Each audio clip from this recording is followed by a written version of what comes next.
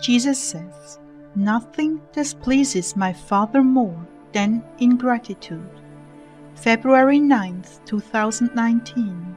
Words from Jesus to Sister Clare, spoken by Jackie.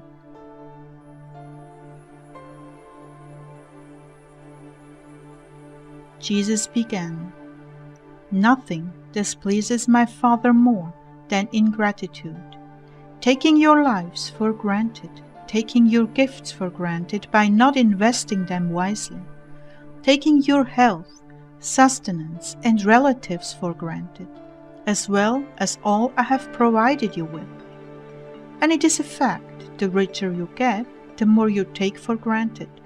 That is another reason why poverty is so very dear to me. When I tell you it is a rough time ahead, I'm letting you in on a secret, so that you will be prepared to generously offer to me every inconvenience, every pain, every lack. Those who live this way are approaching sainthood. It is not prosperity that makes a soul great, but how he or she handles adversity. This is the great danger for a society that becomes prosperous and decadent. Even as history confirms, this society is nearing its end. The poor you will have with you always, and I chose a poor existence to manifest to you. This elevates poverty and distinguishes the lowly and humble. Blessed are the poor in spirit, for the kingdom of heaven is theirs.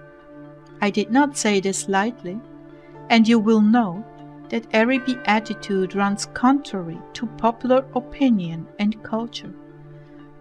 This was a deliberate play on words to draw your attention to the most valued state of a soul. The choice is yours to make.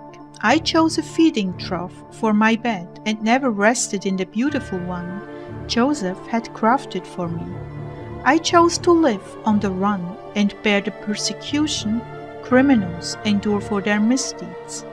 From the manger to the cross, I made myself the lowliest among men to teach you the safest route to holiness. But my children, if you want to find favor with God, you must learn to rejoice in all adversity. Rather than running from it, run to kiss it and embrace it, recognizing it as a precious cross I have tailor-made for you.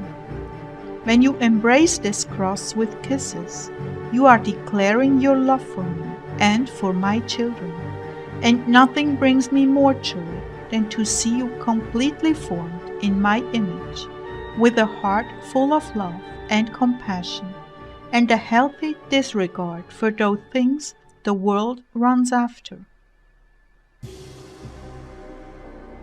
My precious Clare, when you continued to complain and complain and complain, growing anxious with those around you, allowing yourself to indulge in self-pity and impatience, you were paddling your canoe, so to speak, away from me and into the darkness. For you, things just got darker and darker, more confused and tangled, until you had totally lost your perspective. You were in a dangerous place, darling. This is the precipice of serious presumption, the kind that leads a soul to hell. Those who choose to blame God and others for all their misfortunes are creating a massive bondage in their hearts. When you receive a bitter seed, which Satan scatters abroad, hoping you will receive, when you do, it goes down into the chambers of your heart and slowly puts out paralyzing tentacles that wrap the heart and entangles it, cutting off the circulation of your life's blood to the rest of the body. The longer you persist in this behavior, the further down and more paralyzed you become, until your emotions are without hope and life.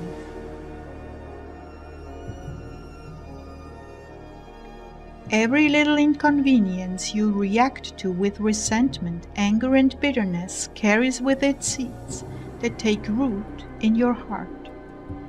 These choke off life in the spirit and hamper your union with me until you cannot see me or hear me clearly anymore.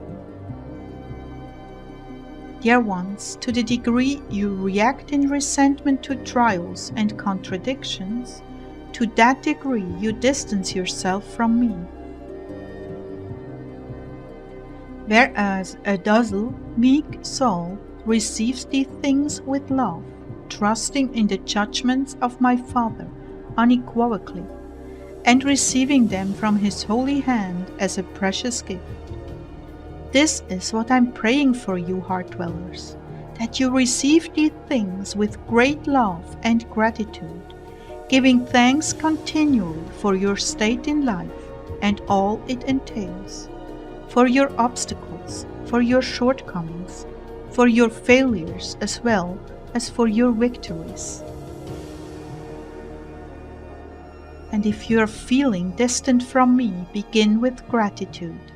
Make sure you have not developed an attitude of grumbling, because this will lead you down the path of darkness, further and further away from me.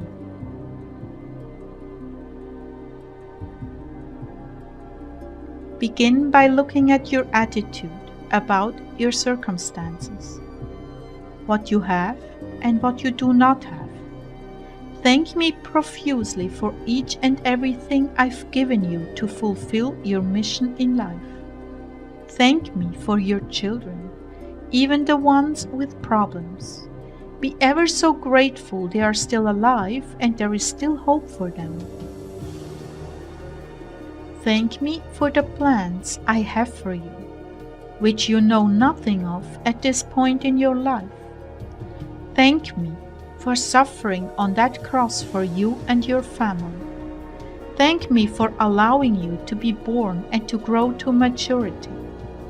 Thank me for the amazing days you live in and the promise of the rapture.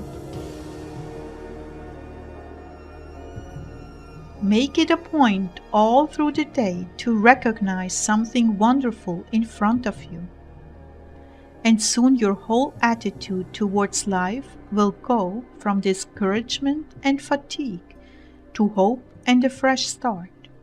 Truly, my mercies are new every morning. But if you keep your head tucked under the covers and never get out of bed, you won't see the sunshine sparkling through the window, the flowers blooming, fresh ideas and opportunities arising. So I beg of you, my children, awake in the morning and thank me for every convenience you have. Thank me also if there is an inconvenience. Offer it to me with joy and resolution to never complain again, and you will have me in abundance.